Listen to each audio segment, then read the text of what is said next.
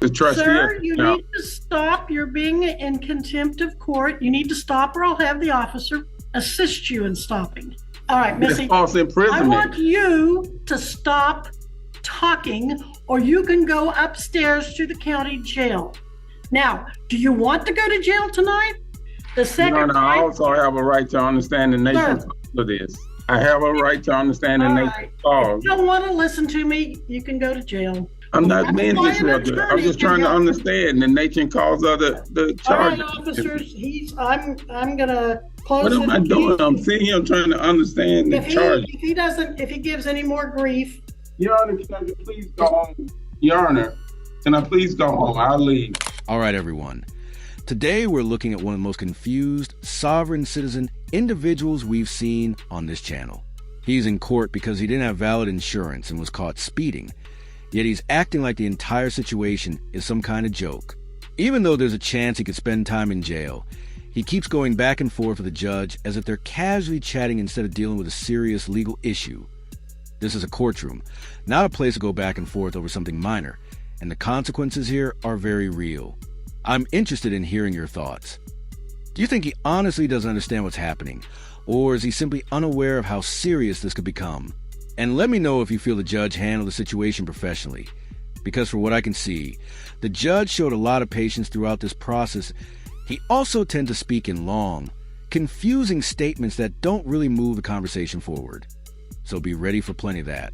With all that said, let's jump into the breakdown and take a closer look at everything that happened in this hearing. Mr. Johnson appearing in person and pro se. Your name tag on your uniform says Johnson, so I presume you are Mr. Johnson. Now, sir, if you could get right in front of that microphone, thank you. Can you hear me? I can. Sir, Yes. You're charged in count 1 with speeding 82 miles per hour in a 65 mile per hour zone. That is a traffic infraction. It is not a charge that carries any jail time. It has a scheduled fine. 82 and a 65 is $87, but then there's also 108 court costs. In count 2, you're accused of operating your motor vehicle without proof of insurance. Now, if you had insurance but just couldn't find it, you can get the proof to the county attorney and she'll probably dismiss that charge. If, in fact, it had lapsed or something was happening so that you didn't have insurance on the vehicle at the time being January 4th, 2024, that is a B misdemeanor. The maximum penalties as far as jail time would be 6 months, although probation is usually granted. There is a mandatory minimum fine the court must impose of $300, but it could be as high as $1,000. You do have the right to hire any attorney of your choice. If you cannot afford an attorney, you can apply and see if you qualify for court appointed. You can waive your right to counsel and represent yourself. Another option, you might be able to apply for diversion. That is where you apply, and if the county attorney approves you for diversion, you would pay agreed upon fines, costs, get your insurance current, and pay a diversion fee, and she'd dismiss the charges and keep them off your record. If you want to talk about diversion or anything else with your attorney, you certainly will have the opportunity to do that. Your pleas, you have a choice of pleas. You can plead not guilty and we can set this for trial at a later date. You can plead guilty, admitting the charge, and we would proceed with sentencing. Or you could plead no contest, which is neither admitting nor denying the charges, but you'd still most likely be found guilty and we'd proceed to sentencing. If you want to look into diversion, we'll enter a not guilty plea to give you time to do that. You can always change your plea, but once you're convicted, pre-trial diversion is off the table. So probably not eligible for diversion based on his driving record. Oh, okay. Well, do you want to talk to an attorney then and discuss whether or not you have a defense? Or? No, Your Honor, I would like to request a declaratory judgment due to there is no agreement for my performance under any agreement or commission of this court. Well, I don't need an agreement from you, sir. So if I were... Well, Your Honor, I simply do not understand the nature and cause of the accusation with regard to the jurisdiction of the venue and nature of this action until the prosecutor properly alleges them there. I cannot enter a plea to the charge until I have the opportunity to raise a meaningful defense on my behalf. I can already sense the tension rising with Judge Webster. You can practically see her patience fading as the conversation continues. This sovereign citizen truly believes that throwing together a bunch of confusing phrases about freedom and jurisdiction is somehow going to get him out of trouble. But it won't. The law is straightforward.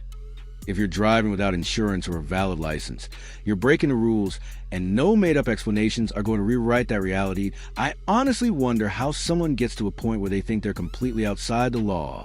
It makes me curious about where they get this information from, because there seem to be more and more people following the same ideas.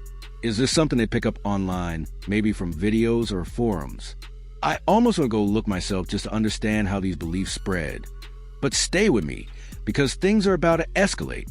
This person is moments away from taking the situation to another level and speaking to the judge in a far more confrontational way. Let's dive back in and see exactly how this unfolds. All right, I will then, since you cannot enter a plea today, I will enter a not guilty plea for you and give you I time. object, Your Honor. I object to you entering a plea to me because I must understand the nature and cause of these accusations. So I do not agree to you entering a plea on my behalf. Well, your position is taken and I'm still going to do it. I will note your objection for the record, but I'm going to enter a not guilty plea. Well, I object to you entering a plea on my behalf. Your objection is noted, and if the time comes, you can appeal that to the Court of Appeals. Now, on the issue Well, of the attorney. Your Honor, I would like to ask, who bring these charges against me? I should have the right to question. All right, we're not going to have this debate right now. I've told you your charges. I've told you the state of Kansas has filed those through its attorney, Jill Gillette. Now, Well, I would like to call the state to the. I would like to call the state to the stand, Your Honor. We're not doing the that, state bringing charges against me. Who's it? How did I injure the state? All right, this is your first appearance. I advise you of your rights. I advise you of your charges and possible. Your Honor, I object to the proceeding, for I do not know the nature and cause of the I'm proceeding. entering a not guilty plea. Missy, when is I object to you entering I object to you entering a plea on my behalf. I do not grant you that right. Missy? The court You're supposed to act as a trustee. Sir, you need to stop. You're being in contempt of court. You need to stop, or I'll have the officer assist you in stopping. Missy? Well, Your Honor, I would like to also bring to September according to USC 12203. Deputy Miles, And also did you, Article 3, the judge must operate in good behavior. So therefore, if you're making a threat towards me, then Deputy, that's if he's going to urging keep me to being perform in your contentious, I'm going to court. have you take him into custody on contempt. Then that would be illegal search and seizures, Your No, Honor. wouldn't you need to go back? It will. All right, It's Missy. false I imprisonment. want you to stop talking, or you can go upstairs to the county jail.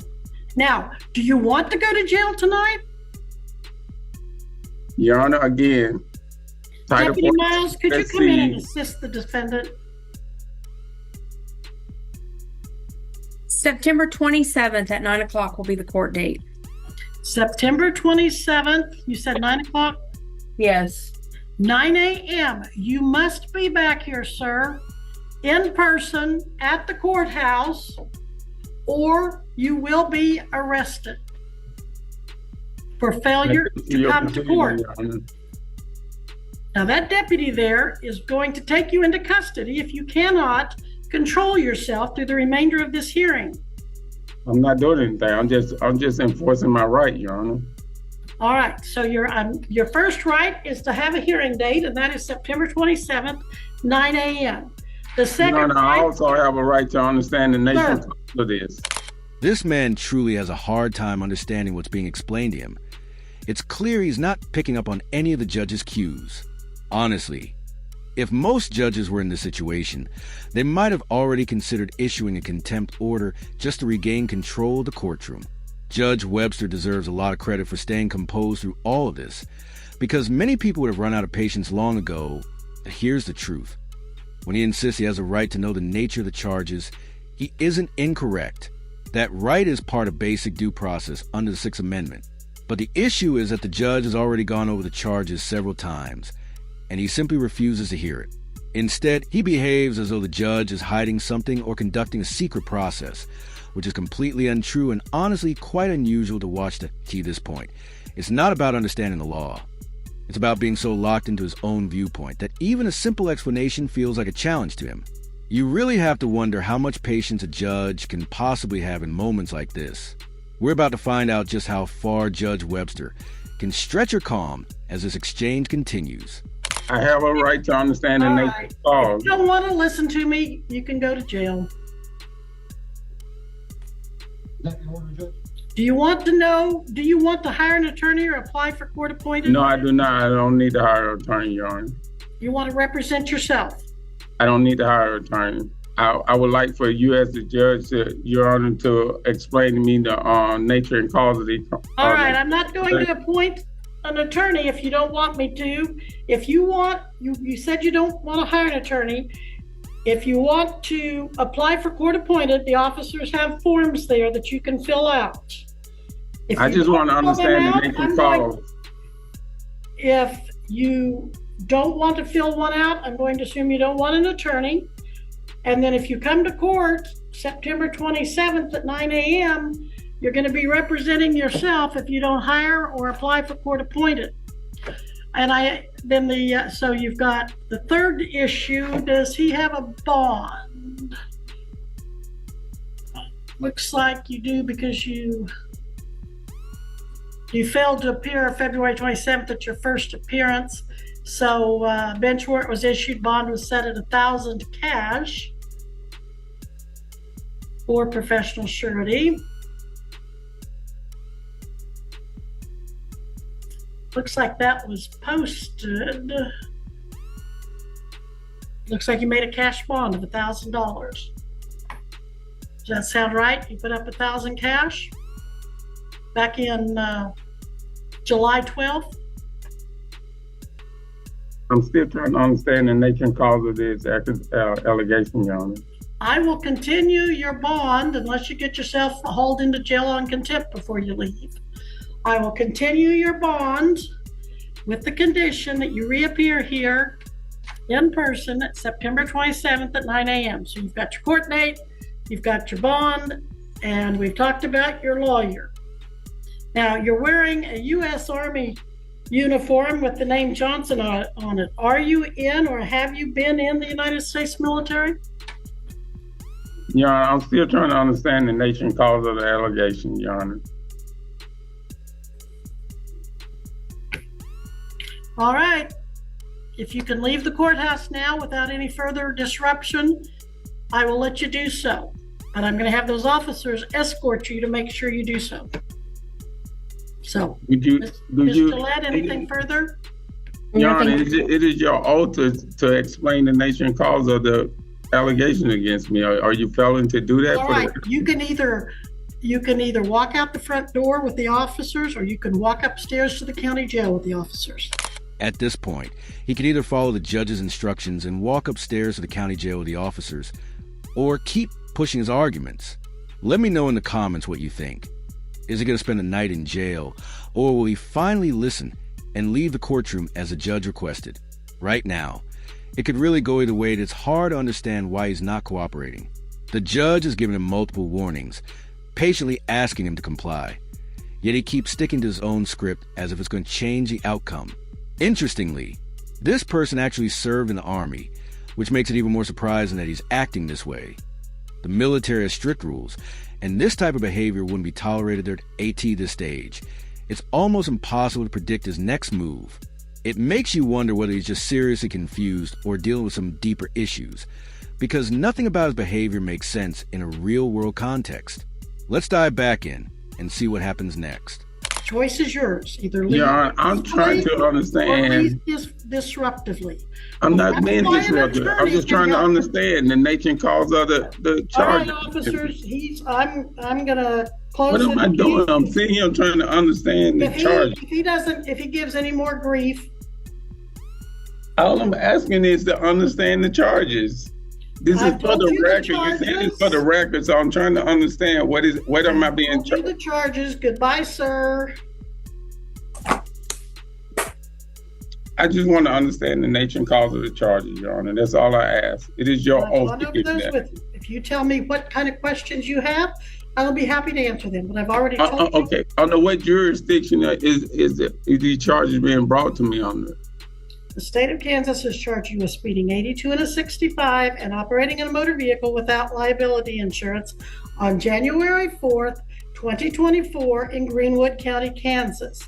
You failed to appear for your first appearance and a bench warrant was issued and you were arrested and you made a bond of $1,000 cash or surety, posting a cash bond.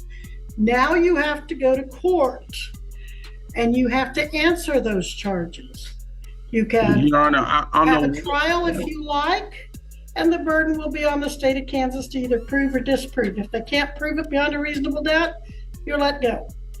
Well, I'm still trying to understand under what jurisdiction am I being charged under, Your Honor? That's all I'm trying to understand. You're being charged under the jurisdiction of the state of Kansas under its criminal. But according to the Constitution, there are only two All right, jurisdictions. we'll have that on a later date.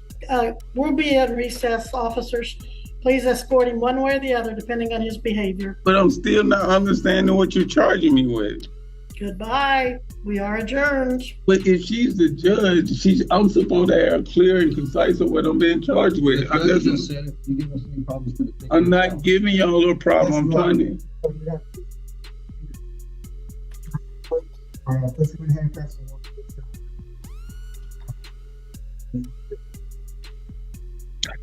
Well, I'm waiting on the Your Honor to explain. All right, Missy.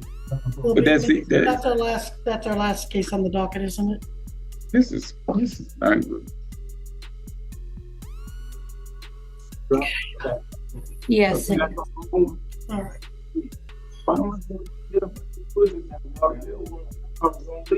All right.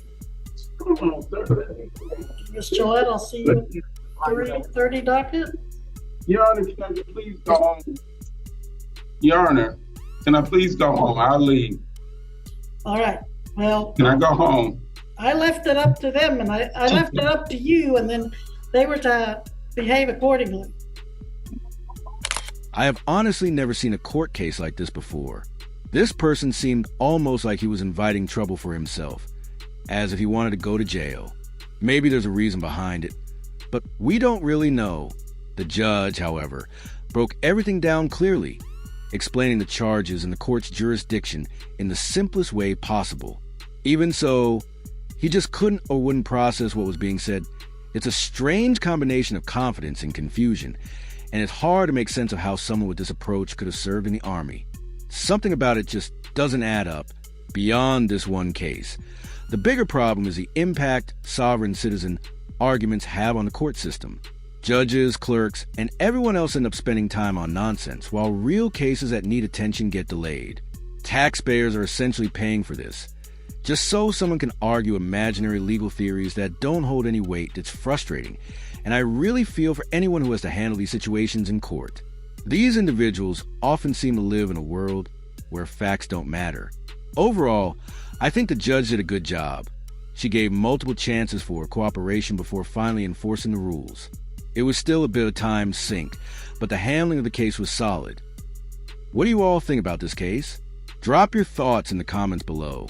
And if you enjoyed this video, don't forget to like and subscribe. It really helps support the channel. Thanks so much for watching and take care, everyone.